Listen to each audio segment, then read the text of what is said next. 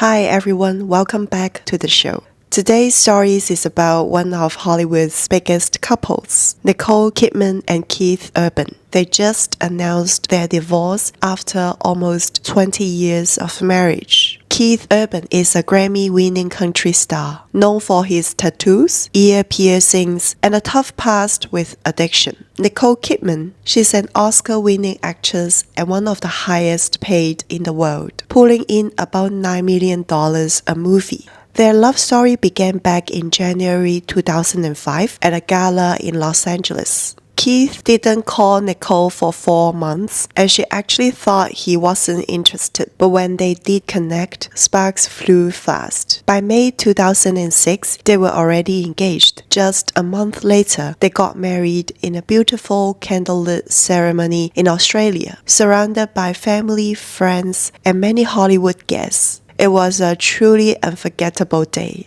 Nicole remembered the moment she realized Keith was the one, less than 6 months after they met. It was my 38th birthday, she said, and he was standing outside my place in New York at 5 a.m. with gardenias. That's when I thought, this is the man I hope I get to marry. That same morning, he took her on his motorbike to Woodstock, New York, the famous site of the 1969 music festival, and they had a picnic in the woods. That's my kind of guy, Nicole said. She called it intense and life-changing. By then, I believed he was the love of my life. Maybe it's because I'm deeply romantic, or I'm an actress, or I have strong faith, but I just knew, oh, okay, here he is. And as she put it simply, I was a goner, come on. I can picture them riding that bike, flying through the countryside. It's like a movie scene, but I wonder, at 5 a.m., did he wake up early just to do that? Or had he been up all night? If he actually got up early, it just feels way more romantic than showing up straight from a party, you know? Nicole and Keith have 2 daughters together, Sunday Rose, born in July 2008, and Faith Margaret, born in December 2010. Nicole has said she wishes they could have more children. She and Keith often joke that if they had gotten married at 25, they could have had 10 kids. They both dreamed of a big family. The couple never shied away from showing their love. Keith once said he definitely married up, while Nicole described them as always together, whether holding hands or sharing a kiss in public. They made it clear how much they adored each other. But their love story wasn't without trials from the very start. Their wedding was a fairy tale celebration, yet just 4 months later, Keith checked into rehab for substance abuse treatment. It was a difficult hurdle neither saw coming, and one Nicole never imagined facing so soon after saying I do.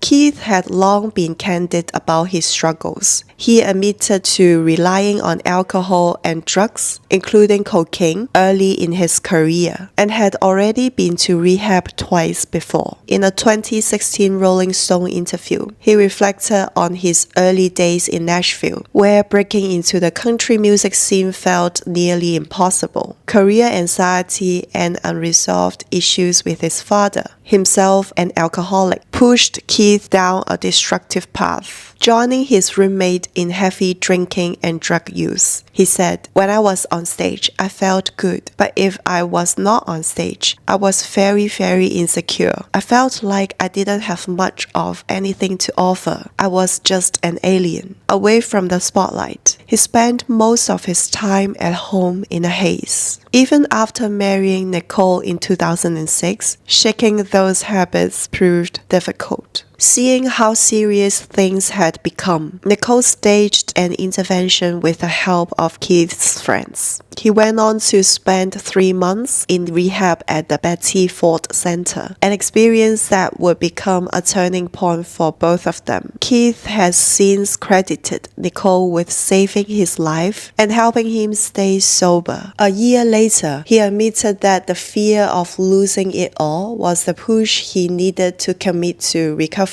In a heartfelt statement, he acknowledged the toll his addiction had taken on their relationship. I deeply regret the hurt this has caused Nicole and the ones that love and support me. One can never let one's guard down on recovery. and I'm afraid that I have. He didn't hide how close their marriage had come to falling apart. I caused the implosion of my fresh marriage, he told Rolling Stone. It survived, but it's a miracle it did. Reflecting on that moment, Keith said, if I don't choose this moment to do the right thing and do something that's going to give me life, all of the things I'm scared of losing, I'm going to lose anyway. He admitted his time in rehab was very, very hard on Nicole too. Nicole herself has spoken about the pain of that time. It was just another twist in my life. Here it goes, hold on, and off we go, she recalled. But it was painful, deeply painful. We were in a very, very bad,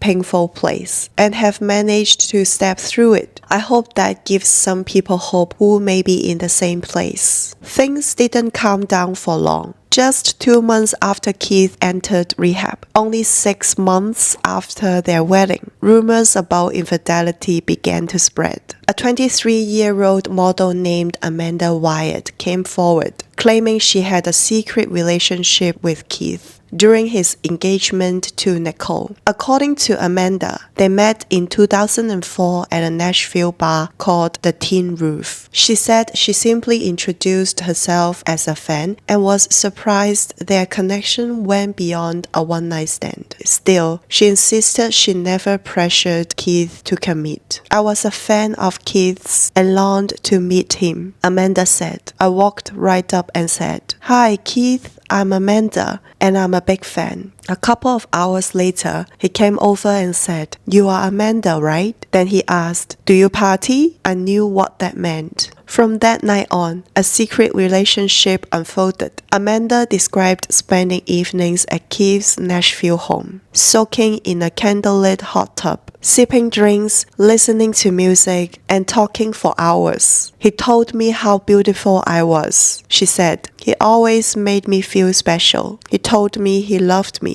But their time together was clouded by Keith's ongoing struggles with addiction. Amanda admitted, "Looking back, I rarely saw him sober. He'd work during the day, but at night, he'd be drinking bourbon and taking ecstasy and coke. We partied constantly." Their relationship grew serious, with Amanda even moving into Keith's Brentwood home and meeting his parents. Amanda described Keith as kind and loving, but battling his own demons. "He's a great guy who has everything, but he's never truly happy," she said. Amanda said their affair lasted until May 2006, weeks before Keith buried Nicole. Then he suddenly turned cold and stopped calling. They got married in June, she said. Though denied by Keith's team, rumors persisted. Later that year, reports surfaced of Keith and Amanda seen together again. Days after, Keith entered rehab and released this apology. "I deeply regret the hurt this has caused Nicole and the ones that love and support me. One can never let one's guard down on recovery, and I'm afraid that I have." Hearing it again, do those words feel different this time? Amanda insisted she's not the villain. "I'm sorry if I hurt Nicole," she said. "I just want to tell the truth and move on." Keith is a deeply troubled man.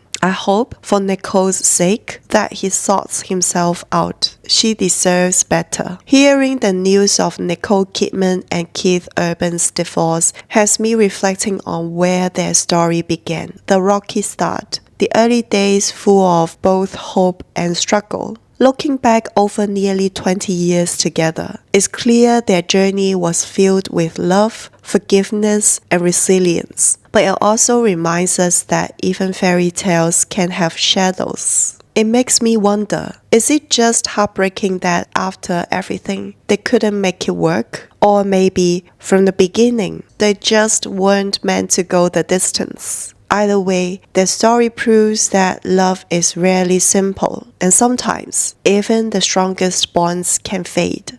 Thanks so much for spending time with me today and exploring these very real, very human stories. The ups, downs, and everything in between. If you enjoyed this episode, please subscribe and share it with someone who loves these deep dives into celebrity lives. I'd love to hear your thoughts and any stories you want to share, so leave a comment below. Until next time, take care and I'll see you soon. Bye.